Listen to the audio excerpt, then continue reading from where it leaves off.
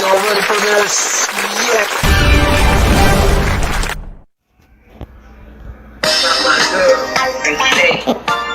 This is the Lisa Baxter Show, giving you the 411 in the kidney one. Not my girl, and say, this is.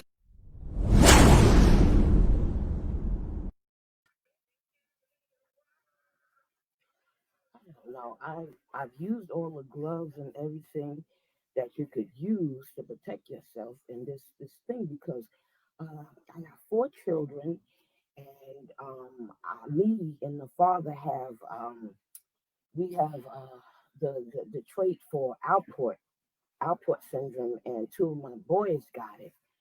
And I'm trying not to think about it because we just got this diagnosis. We've been trying to make the ornaments and the Christmas decorations, and we've been doing arts and crafts and decorating everything really nicely, trying to get in the holiday spirit in the holiday season and everything, making a little rocking chairs out of clothespins and everything. I mean, the dad doesn't live with us or anything like that, but he's in the children's life. But when it comes to this kidney thing, I feel like I'm in it alone. I'm in it alone because he's just not understanding. I mean, my son, his urine had blood in it the other day. He's been anemic. He's been a little tired, and this was interfering with his schooling and stuff like that. I don't know what else to do, but wait a minute. I was looking at the Lisa Baxter show the other day. You know what?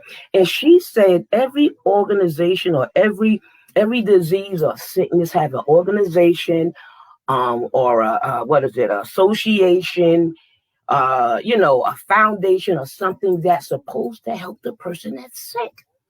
Oh, I'm just so glad I saw that. That lady, she really giving us the 411 in the kidney world. What am I going to say? Oh, man, she's all right. She's rock. She's okay. She's okay. You know why? Because this is the Lisa Baxter Show, giving you the 411 in the kidney world. Yes, hello. How y'all doing? Happy new month. There you go. Happy new month. Happy holiday season greeting. Happy Kwanzaa. Happy Hanukkah. Feliz Navidad. The whole kit and caboodle. How about that? Happy New Year. Listen here. I got a wonderful, great, fantabulous show for you tonight. I said it, and I meant it, and I'm here to deliver. Listen to this. I got the serious warrior. She's like a triple dipple warrior. Let me tell you, when I tell you. Her name is Christine Hernandez, right? They call her Chris Ann. She's a mother. She's an RN. She's a kidney warrior. She's a lupus warrior and a Sjögren's syndrome warrior. That's right. She's a woman of faith, the queen of faith is what I call her, because she got big time faith. And I'm telling you, I just would like to welcome this woman to the Lisa Baxter Show. She's going to tell her story. So tune in, listen in, and look, because I got a beautiful queen on my hands tonight. Let's go, Christine!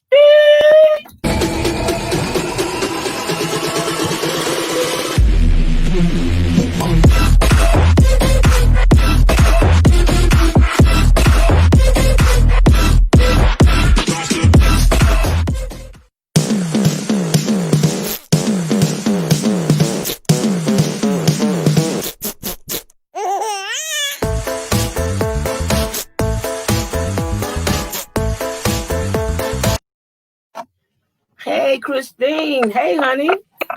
Hi, Lisa. How are you? Oh, I'm alive and kicking. And so honored to have such a warrior on the show, and so delighted you're going to tell us your story on tonight. So this is what we want to do. I thank you for having me on your show. I'm glad to have you. I'm too glad to have you. Okay, we're gonna start with now you're an RN. Yes. You're an RN, and what did you do before you was an RN? Well, before I was an RN, I worked in New York City. What I did was I helped people, the underserved that were underinsured. I helped them get Medicaid and Family Health Plus. So I made sure that I was always worried about people's health. So making sure that they had access.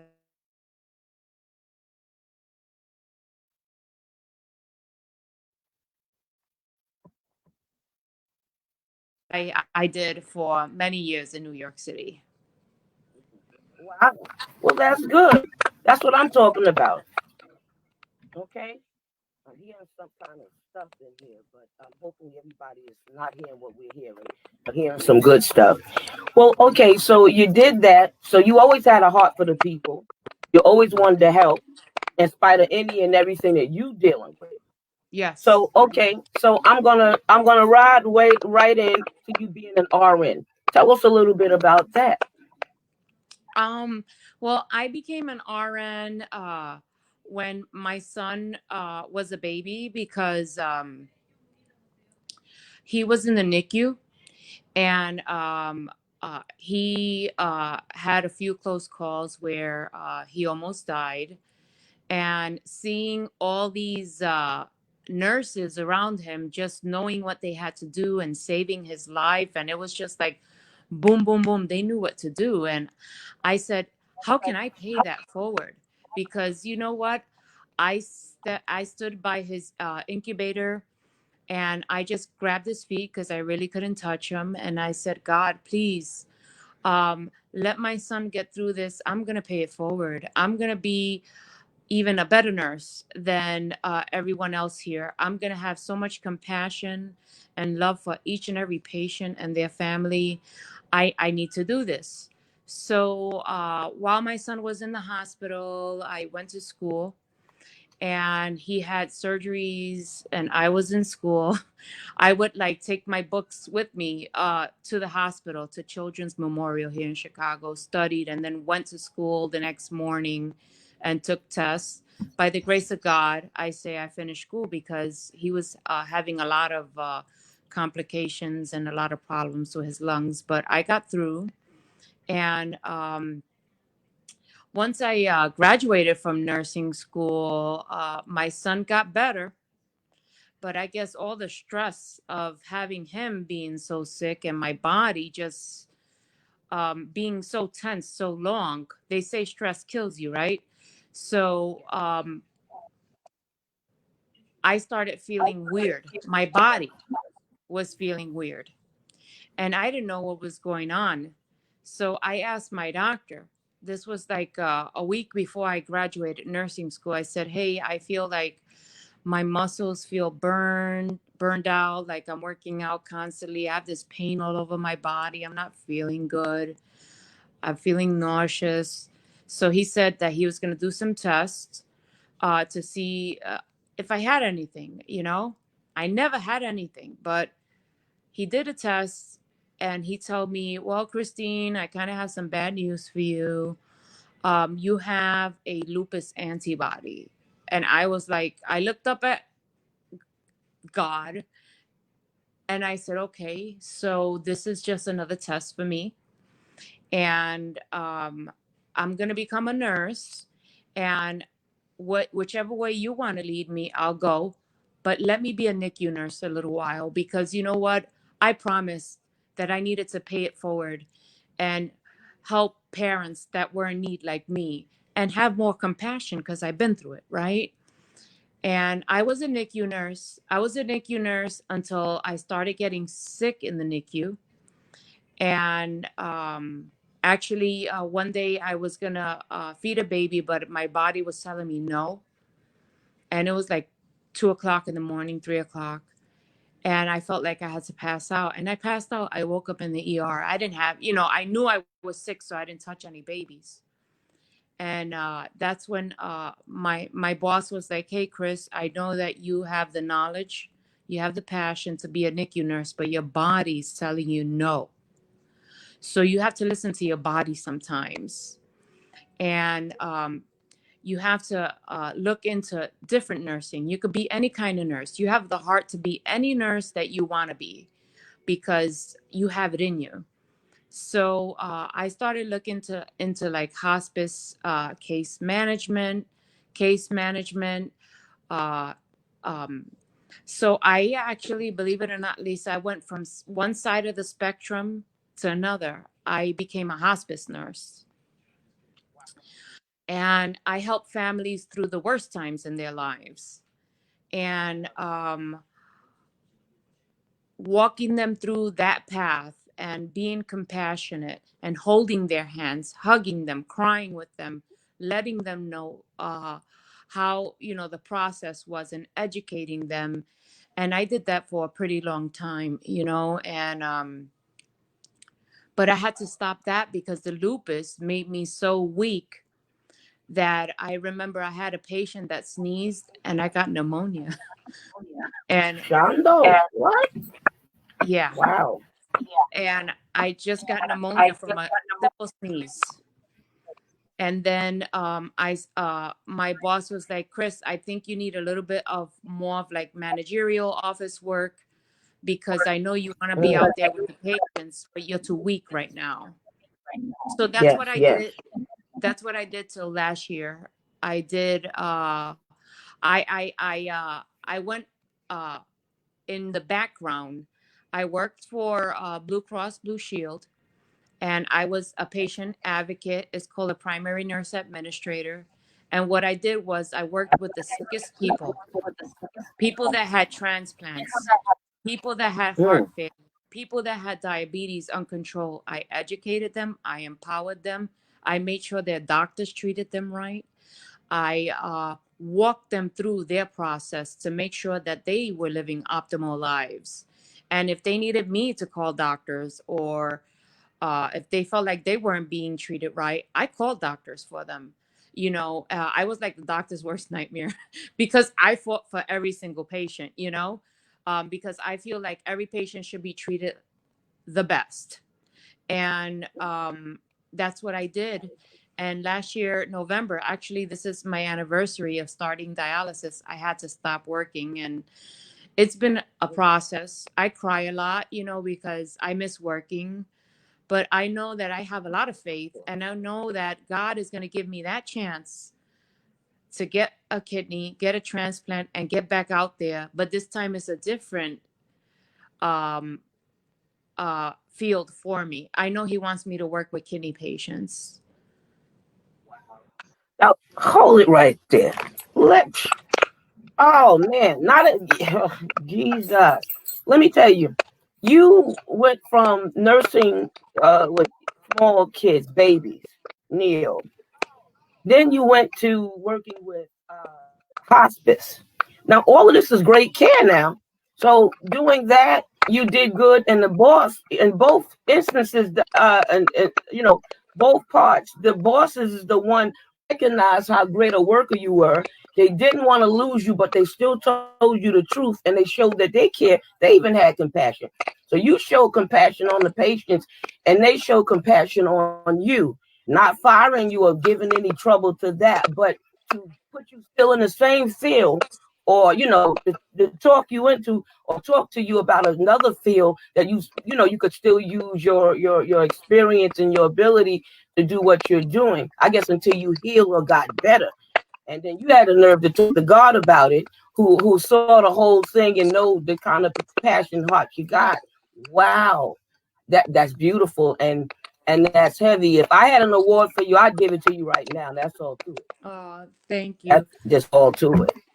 I I That's all I to have it. Now, I have a lot of anniversaries this month. I have my kidney anniversary.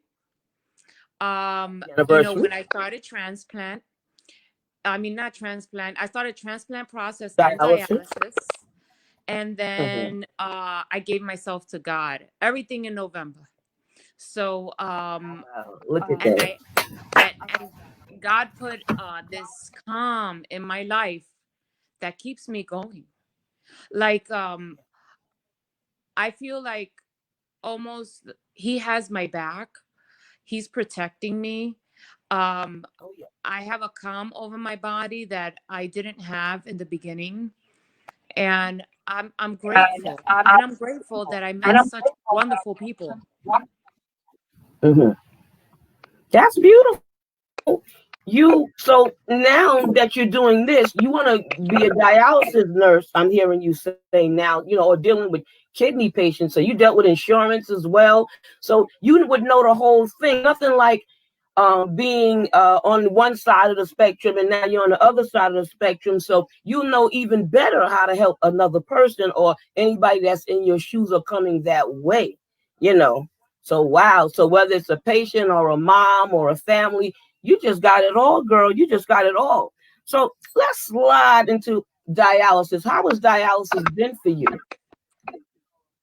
Dialysis has been okay, right? I do home hemodialysis, and um it's been going okay till like last week. I've had steady blood pressures. Everything's been perfect for me. But the other day, my doctor says, "Hey, Christine, try pulling off a little more fluid and see if that's what's going on." Because my blood pressure was a little higher, but they didn't want to put me on blood pressure medicine. So I pulled off a little more. I crashed. My blood pressure went 80 over 50. I thought I was going to die. My son was like a nervous wreck, almost crying. I told him, "Look, don't panic. Just give me fluid and bring my blood pressure up. That's all I could ask you, because if I pass out, I need fluid." And I felt like I was fading away. And by the grace of God, I was able to tell him, "Give me 300 milliliters of fluid." He gave it to me, and my blood pressure came back up to like 110 over like 70, 68. If not, I probably wouldn't be here talking to you, honestly speaking. But there's a God up there, and He wants me here for a reason.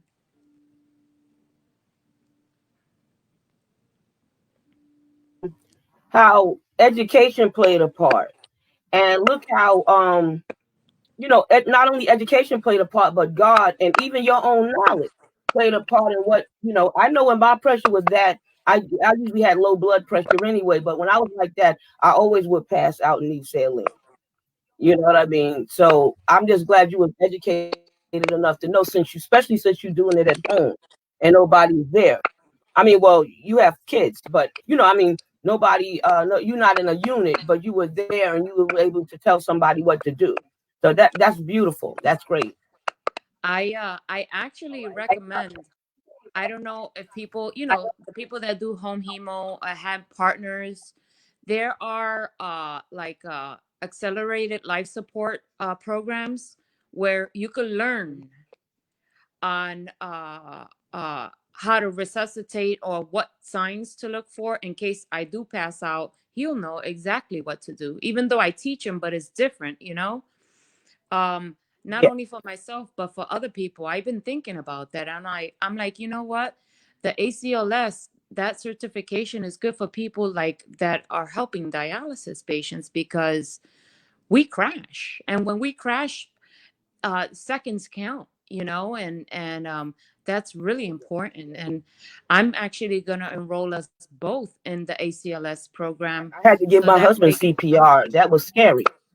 Yeah, because it's so important Did to you? know how much fluid to give, not to give too much fluid, and the signs to look for. Lay down, CPR, like, I mean, everything that you have to be prepared for, because we never went through anything like this, but it happened, and now we know it could happen, you know? Yeah. Oh yeah. But Oh yeah. I say there's a So God. you do. Amen. Right up there. He sits high and look low, and he's in all of our situations. That's I right. appreciate him every day. I really do. He made the difference in my life, and I'm sure so many other people. Now, you okay? So you're dealing with dialysis. Give us your transplant journey. I know. Tell us about that. What your Uh, process of it? okay. So I started my transplant journey, believe it or not, in October of 2018. And I went to Northwestern Memorial here in Chicago, and they did a battery of tests. They did everything that they do for colonoscopy, endoscopy, stress tests, everything that's required. The last test I had to do was a mammogram, and I was like, oh, this is going to be easy peasy, because every mammogram every year I have, like, it's good. So I go and I do my mammogram, and they call me in, and I'm like, oh my God, this just, I'm not calling it, but I'm being optimistic. And then they said, oh, we need you to do another mammogram and another sonogram. So they did another one. Then they said, okay, so we're seeing some suspicious areas on your left breast and your right breast. We want to do this mammogram called a stereotactic mammogram, just to be safe. So they did a stereotactic mammogram, and then they gave me the results, and they said that I had stage 0 ductal carcinoma in situ on my left breast. And I had like precancerous on my right side. So my oncologist got together with the transplant center, and they needed to eliminate the cancer for me to qualify for the transplant. Yeah. So March 25th, 2019, I went for a double mastectomy. And that was my last like big life-changing event. And I did that, and then they checked, like a few months later, the pathology came back, and they checked, and they said I didn't have cancer anywhere else. So they cleared me to be on the list. So July 2019, I got on that first list at Northwestern. Uh-huh. And then I said, let me not stop there, because I have what they call a high PRA. So panel reactive antibody. It's like this extra antibody that some people get when you have either children or blood transfusions. And I happened to have a blood transfusions during the surgery of the double mastectomy. I lost blood, so I needed blood transfusion. So I'm at like 100%. I'm the highest that you could get with that antibody level. So they said it's going to be a little harder to find me a donor, but they will find me a donor. But they want me to put myself out there. So they said, go to Wisconsin, go to Florida, go everywhere you can, and you find me a kidney. Uh-huh. So that's what I'm doing.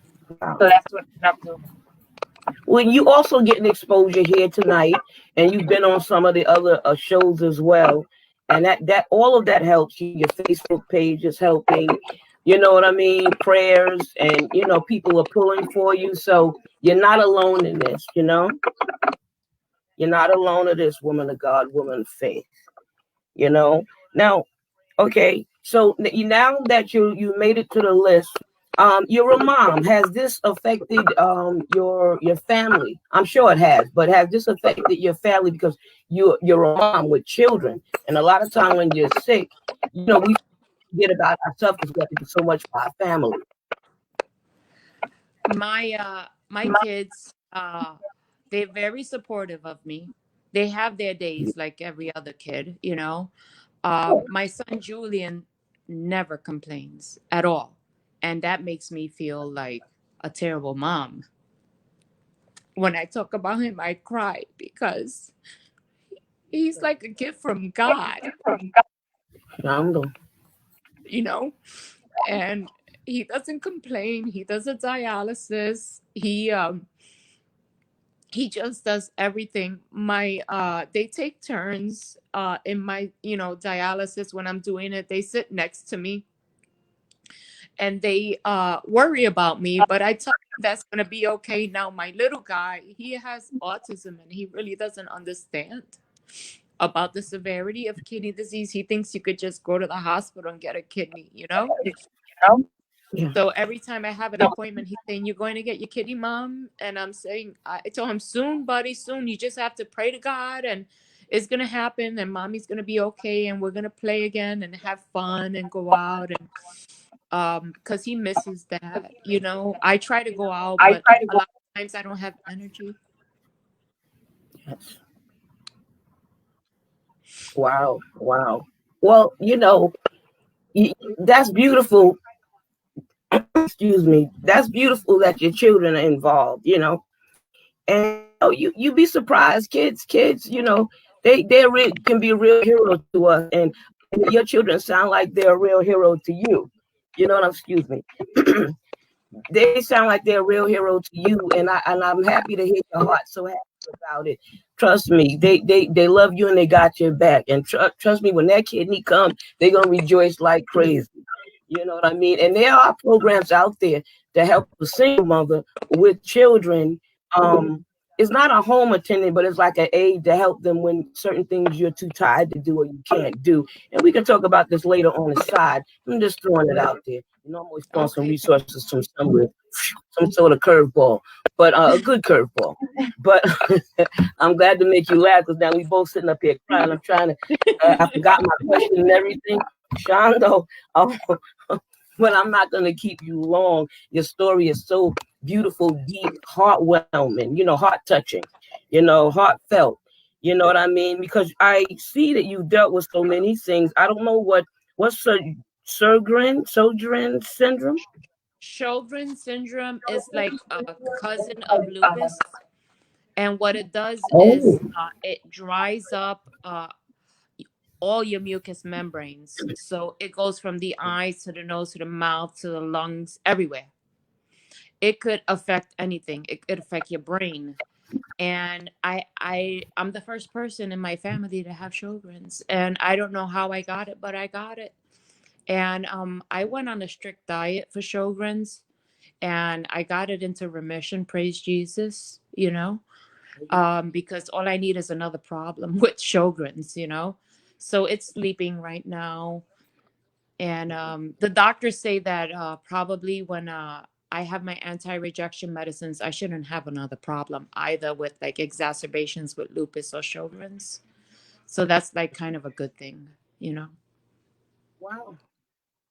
That's a very good thing. That's a very good thing. Now, if you had to talk to a mom that's out there, maybe a mom that's also getting help from her children or support and love from her children, or maybe God forbid they're not getting any help and they have the children there and they're scared, because I've met some families where the children are scared or don't know anything about the kidney disease or this. They're in the dark and the person is suffering inside alone. What would you say to that mama right here? I would say if ask, right? Because if you don't ask, you won't know if they don't care, right? You have to Yes. ask and you have to put yourself out there. There's so much support out there. Find yourself a community. Find yourself like a Facebook family. We're there to help people, to walk them through from the beginning to the transplant. I mean everything. I there's a family on Facebook that is just amazing. And if they feel alone, guess what? Vent it out. Because if you don't vent it out, it's gonna stay in. Talk. I'm here. You're here. Um, Jonathan's here. Steve. I mean, Steve is like a wealth of information. I call Steve and I ask him for stuff. Like I ask him for his opinion because you know what? Sometimes you need that extra information, and if you know somebody, there's so many people out there with the information. Use your resources. Don't be Thank afraid you. because you're not alone in this journey. That's right. That is so true. That is so true. I like that. I like that. You give your resources, you use them. I tell them that all the time. Please, please, And you sometimes when you get in hot water, that's when you remember them or know them, but you don't want to wait till then. Start adding them to your phone now. Start adding your website. If there's any numbers or websites or anything that you want to say or add or any awards you want to show, feel free also. Because I usually put some in the chat. I put some resources in the chat. I throw some numbers out there or just names out there and let them find it. But either way, is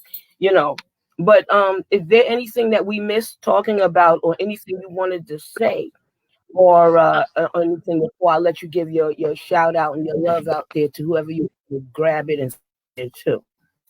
I'm registered at UW Madison in Wisconsin. I'm registered Mm-hmm. at Northwestern Memorial in Chicago, and I'm also registered at Tampa General in Florida. And I did that way. If there's people in the South that are interested, they could just go to Tampa General. If there's people north in Minnesota, they could do it in UW, or there's people in Chicago and Indiana, they could do it at Northwestern. I'm just trying to put myself out there. I'm trying to live. I want to help people. I want a chance at life. I know everybody wants a chance at life, and I wish there was so many kidneys that everybody would have that chance. And that's my prayer, that they come in surpluses and people just become altruistic donors and find out that it's okay, that all you need is one kidney to survive if you're healthy. And give people chances, because if I had the chance and I had two healthy kidneys, I would donate in a heartbeat. My children the same way. You know, it's just like we need chances.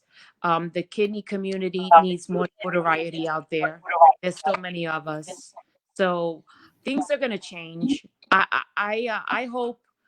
You know, I may not have any awards now or anything. I don't do it for the awards, but I want to help as many people as I can. And that's my goal. And if I get Facebook friends that have questions, ask away. Don't be shy, because I'm an open book. So you can ask me anything you want to about myself, and I am not going to hold back. That's just me. If you have a question about nursing, I will guide you the right way. If you have any questions about the transplant process, I could help you with that too. If you want to cry on a shoulder to cry on, we could cry together. Because you know what? I love everyone. I love you. And I appreciate human life. Beautiful, beautiful, excellent, fantabulous. Yes, yes, yes. Now, who would you give a shout out there to? Somebody out there that you want to throw some love at. Throw it on out there, honey. You ain't never lied. Put it on out. I need to give love to my boy Jeff. Jeff is like the bomb. He wakes up all times of night. He does my posters. I like, he has become like my best friend. He does posters for so many people. I mean, I can't appreciate him. I wouldn't be able to do it without him. He helps me sometimes answer questions. I mean, he is there for me. Jonathan is there for me. Steve is there for me. I mean, so many people that have been there. You have been there. I mean, I watch your shows. Everybody, you guys have such an amazing network, and I hope it just thrives. And because the goal is there and the mission's there, we just need to expand it, you know? And I want to give a shout out to my kids. I love them. I knew that was coming. That's what I was waiting for. That's all right. That's all right. I know they're glad to hear it. I know they're glad to hear it. Oh, man, you are a true warrior, a true woman, a true hero. Oh, man, sister, I ain't mad at you. Come on here. I gotta say, well, we love you here. We playing. Oh, yo, please. The one with all the special effects. That's the twin brother, they too, right? The dynamic. Well, I ain't mad at them either. I thank you for coming on the show. And I believe God with you. It says 2 or 3 touch and agree. God will be in the midst. And I believe that he's going to give you that kidney. And we're going to rejoice about it. We're going to be dancing up a storm, getting our things going. Shando. Yes, yes, yes. So you have an excellent, fantabulous night. Much love to you. Bless your life. Bye. A million blessings. And thank you. Thank you so much. God bless you, Lisa. God bless everybody. Bye-bye. Bye-bye. Good night. Woo! What I tell you. What a story, what a trooper, what a woman, what a woman of faith, a queen. So thank you for tuning in. Thank you for sharing this. Thank you for making it go viral. Thank you for being a blessing. Happy holidays to you. Have a great, fantabulous night. Don't work too hard this week. See you next week. Peace and love. Woo! God bless. Mwah.